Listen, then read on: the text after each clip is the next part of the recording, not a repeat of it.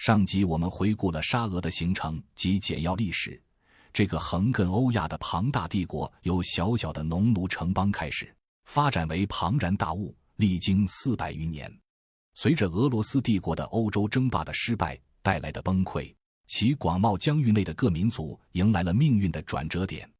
对乌克兰而言，就秩序的瓦解并未带来及时的解放，反而使其卷入了更为复杂的革命、内战与地缘政治博弈之中。从短暂的独立尝试到最终被纳入苏维埃体系，乌克兰在这段时期经历了深刻的社会变革、民族身份的塑造以及巨大的牺牲。本集将梳理从沙俄解体到苏联晚期乌克兰民族意识的演变，在苏维埃体制下的经历，以及最终走向独立的历史脉络。乌克兰一词，其词源可追溯至中古斯拉夫语，意指边境地区或土地。在12世纪的基辅编年史等文献中已有使用，最初指代基辅罗斯南部的边疆地带。然而，作为一个明确的民族和地域概念，乌克兰在19世纪，尤其是在民族主义思潮兴起的背景下，才逐渐普及。塔拉斯·舍甫琴科作为乌克兰文学和文化的奠基人，通过使用乌克兰语创作文学作品，歌颂哥萨克的自由精神与乌克兰的历史。他的作品激起了全民族的文化觉醒。舍甫琴科的诗歌深刻表达了乌克兰人民对独立的渴望和对压迫的反抗，挑战了沙俄政府对小俄罗斯的定义。它不仅是乌克兰民族主义的象征，更是乌克兰语言和文化复兴的先锋。舍甫琴科等文化先驱带领乌克兰文学与文化走向复兴，他们通过文学创作、语言推广和历史研究，推动了乌克兰作为独立文化体的崛起。尽管沙俄政府实施了极为严苛的审查制度，特别是1876年的埃姆斯敕令，禁止乌克兰语的出版物，但舍甫琴科的作品和思想仍然在地下传播，成为乌克兰民族认同的基石。正是这些文化力量形成了乌克兰现代民族身份的基础。经济上，乌克兰地区以其肥沃的黑土地被称为欧洲粮仓，农业是其经济支柱。同时，19世纪末，顿巴斯地区的煤炭和钢铁工业开始发展，吸引了投资和劳动力，但也带来了新的社会问题和阶级矛盾。经济发展、社会变革与民族压迫交织，为即将到来的革命浪潮积蓄了能量。1917年，俄国革命爆发，为乌克兰民族主义者提供了前所未有的机遇。西蒙·彼得留拉，一位具有社会主义背景的政治家和记者，迅速成为乌克兰独立运动的代表人物之一。他参与组建了乌克兰中央拉达，并在随后成立的乌克兰人民共和国中担任重要军事和政治领导职务。彼得留拉致力于建立一个独立的乌克兰国家，最初寻求在民主和社会主义原则基础上实现自治，后转向完全独立。彼得留拉领导下的乌克兰人民共和国在极其困难的环境中进行国家建设，其政府尝试推行乌克兰化政策，发展民族文化和教育，并组建了乌克兰军队，以抵抗来自布尔什维克、白俄军队、波兰等多方的军事压力。在1918至1920年间，基辅几度易手，乌克兰的独立努力在内外夹击下步履维艰。为了生存，彼得留拉政府寻求与波兰，甚至一度与德国等外部力量结盟，这在当时是复杂的现实政治选择，但也引发了争议。彼得留拉的执政时期伴随着剧烈的内战和混乱，对其政府的评价历来存在争议。一方面，他被许多乌克兰人视为争取民族独立的象征；另一方面，苏俄及后来的苏联官方历史将其定性为资产阶级民族主义者和外国干涉势力的代理人。此外，在其控制的区域内发生了针对犹太人的暴力事件。尽管彼得留拉本人公开谴责此类暴行，但其政府未能有效约束军队和地方武装。这段历史成为其政治生涯中无法回避的污点。1926年，彼得留拉在巴黎被暗杀，行凶者声称是为在乌克兰被害的犹太人复仇，但苏联特工机构介入的可能性也被广泛讨论。彼得刘拉领导的独立尝试最终失败，乌克兰大部被纳入新生的苏维埃体系。然而，争取民族权利和独立的火种并未熄灭，它将在未来的岁月里以不同的形式继续燃烧。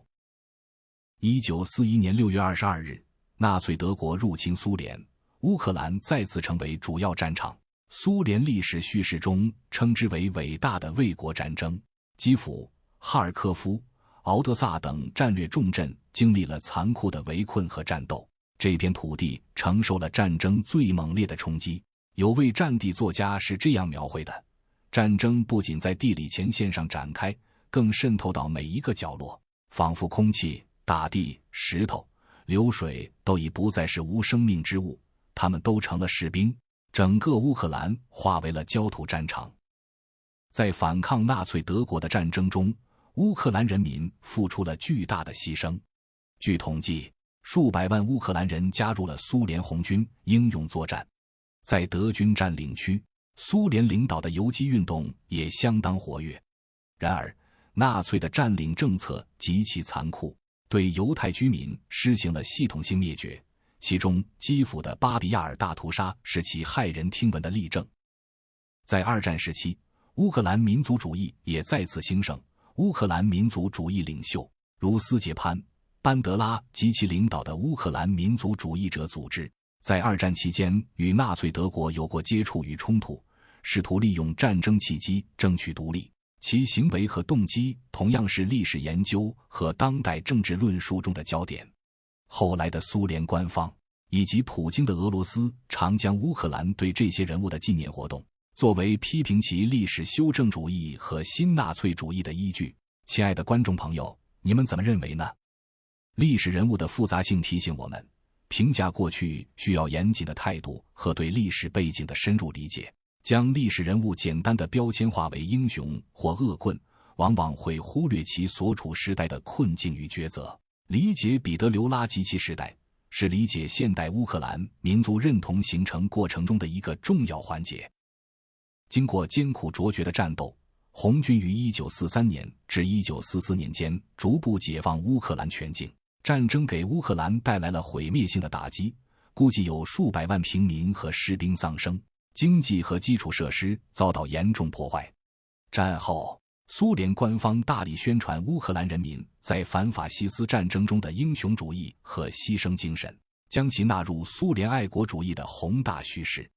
然而，战争期间乌克兰内部复杂的政治立场、民族主义者的活动以及与占领者的关系等敏感问题，在很长时期内被官方历史所简化或掩盖。在两次世界大战之间以及战后，乌克兰作为苏联的重要组成部分，经历了快速的工业化和社会主义改造，但这一过程伴随着巨大的社会代价，其中有以1932年至1933年的大饥荒最为惨烈。乌克兰语称之为 Holodomor， 意为以饥饿灭绝。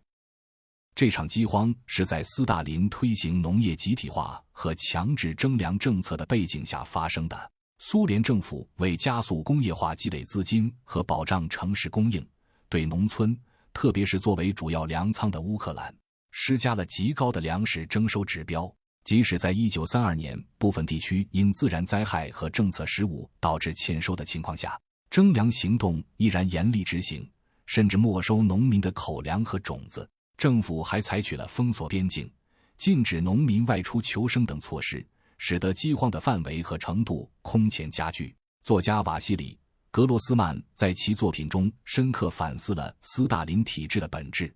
他尖锐地指出，纳粹主义与斯大林主义虽然是敌人，但在对个人自由与生命的漠视上有着惊人的相似性。他认为，斯大林所建设的一切，归根结底是国家的需要，而不是人的需要。这场服务于国家机器而非个体福祉的政策，他们不仅仅是将农民赶出自己的土地，他们是在摧毁农民的灵魂。据历史学家估算，这场大饥荒在乌克兰导致约390万至700万人非正常死亡，许多村庄十室九空。苏联官方长期否认饥荒的存在，或将其归咎于富农破坏和自然灾害。然而，随着苏联档案的解密和深入研究，越来越多的证据表明，这场饥荒是苏联高层政策失误乃至蓄意行为的结果。关于 Holodomor 是否构成针对乌克兰民族的种族灭绝，在国际学术界和政治层面存在持续的讨论和认定。无论如何定性，大饥荒给乌克兰民族留下了深刻而难以磨灭的历史创伤。饥荒之后以及战后重建时期，苏联继续在乌克兰推进工业化建设。乌克兰的重工业基地，如顿巴斯和第聂伯河沿岸地区，得到了重点发展，成为苏联经济体系的重要支柱。城市化进程加速，教育和科技水平也有所提高。表面上看，工厂拔地而起，城市面貌更新，似乎在追赶西方的发展步伐。然而，这种由国家强力推动的工业化，并未弥合俄罗斯苏联与真正以人为本的社会之间的距离。这有一种深刻的悖论：俄罗斯的表面生活越是接近西欧，那隐藏在生活深处的鸿沟就愈加明显。这种发展是在高度集权的计划经济体制下进行的。乌克兰的经济自主权受到严格限制，其资源和产出主要服务于苏联整体战略。同时，乌克兰语言和文化的发展仍受到官方意识形态的约束和俄语化的压力。从帝国的瓦解到残酷的战争，再到人为的饥荒与强制的工业化，乌克兰在苏维埃体制的最初几十年里经历了深刻的创伤与重塑。它成为了苏联重要的工业和农业基地，无数乌克兰人为国家建设贡献力量，但民族的自主性与文化空间持续受到压制，历史的伤痕也深埋在集体记忆之中。正如格罗斯曼所揭示的，服务于国家而非人的发展逻辑，以及现代化表象下深刻的人文鸿沟。时间进入二战后的相对稳定期，但新的危机与挑战正在地平线下酝酿。一场史无前例的核灾难将如何撼动看似稳固的苏联体系？乌克兰的民族意识又将在何时以何种方式再次走向复兴？我们回顾了乌克兰在20世纪上半叶的坎坷，从沙俄帝国的崩溃、短暂而混乱的独立尝试，到二战的巨大牺牲，再到苏联体制下改变社会结构的大饥荒与工业化建设，乌克兰以沉重的代价融入了苏联体系。进入苏联时代后期，虽然社会趋于稳定，但潜在的矛盾并未消失。1986年，一声巨响划破了乌克兰北部的夜空。切尔诺贝利核电站的灾难不仅震惊了世界，也成为了加速苏联解体、点燃乌克兰独立之火的关键事件之一。我们将从这场核灾难的阴影出发，追溯乌克兰独立思潮如何在戈尔巴乔夫时代重新高涨，直至独立之初，面对世界第3大核武库，乌克兰做出的艰难抉择。1986年4月26日，位于乌克兰北部的切尔诺贝利核电站发生爆炸，成为人类历史上最严重的核事故。这场灾难不仅对乌克兰和邻近的白俄罗斯造成了长期的生态和健康影响，也深刻暴露了苏联体制运行中的问题。切尔诺贝利事故对苏联末期的社会氛围产生了重要影响，它暴露了官方的官僚主义、信息不透明和对民众生命安全的漠视，严重削弱了公众对政府和科技权威的信任。在乌克兰，这场发生在本国土地上的灾难，进一步刺激了环境意识和民族情感，成为推动社会反思和要求变革的重要催化剂之一，也为日后乌克兰的独立运动增添了新的动力。进入1980年代后期，苏联领导人戈尔巴乔夫推行的公开性和改革政策，虽然旨在挽救苏联体制，却无意中为各加盟共和国的民族主义复兴打开了空间。在乌克兰，长期受压抑的民族意识开始公开表达。以为亚切斯拉夫、乔尔诺维尔、列夫科、卢基扬年科等为代表的，曾因持不同政见而遭受迫害的知识分子和活动家，成为新兴政治运动的核心人物。1989年，乌克兰人民争取改革运动成立，简称鲁赫 （RUK）。最初主张在苏联框架内扩大乌克兰的主权和民主权利，但迅速发展成为追求完全独立的强大政治力量。他们组织集会、出版刊物，动员民众参与政治。历史记忆如大饥荒、文化复兴、语言、宗教、环境问题、切尔诺贝利，以及对经济停滞和政治僵化的不满，共同汇聚成强大的社会动力。尤其在传统民族主义较为深厚的西乌克兰地区，以及知识分子和青年学生群体中，要求民族自觉的呼声日益高涨。1990年基辅的学生绝食抗议被称为花岗岩上的革命，进一步推动了乌克兰主权化的进程。1991年12月，随着苏联正式解体，乌克兰通过全民公投确认独立。新生的乌克兰不仅获得了主权，也继承了部署在其境内的庞大核武库，一度成为世界第3大核国家。这批核武器包括数千枚战略和战术核弹头及其运载工具。如何处理这笔冷战遗产，成为年轻的乌克兰面临的首要国际难题。国际社会，特别是美国和俄罗斯，对乌克兰持有核武器表示严重关切，担心核扩散风险以及地区不稳定。同时，维护庞大的核武库对经济陷入困境的乌克兰而言，也是沉重的负担。经过多轮谈判，乌克兰同意放弃核武器，以换取国际社会的经济援助和安全保障。1994年12月5日，乌克兰、俄罗斯、美国和英国在匈牙利首都布达佩斯签署了安全保障备忘录。根据备忘录，乌克兰承诺销毁其境内核武器并加入不扩散核武器条约，而俄、美、英3国则承诺尊重乌克兰的独立、主权和现有边界，避免对乌克兰使用武力或进行武力威胁，不使用经济胁迫手段损害乌克兰主权。若乌克兰遭侵略，将寻求联合国安理会立即采取行动。法国和中国也随后以政府声明形式提供了类似的安全保证，但未签署该备忘录。需要指出的是，布达佩斯备忘录并非具有国际法约束力的条约，而是一份政治承诺文件。它没有设定具体的履约监督和强制执行机制。在签署时，乌克兰领导层或许期望以此换取可靠的安全环境和融入国际社会的机遇。然而，当2014年俄罗斯吞并克里米亚并介入乌克兰东部冲突时，备忘录所提供的安全保障被证明是脆弱的。尽管美、英等国对俄罗斯实施了制裁并向乌克兰提供了援助，但未能阻止对乌克兰主权和领土完整的侵犯。这一经历深刻影响了乌克兰对其国际地位和安全战略的认知。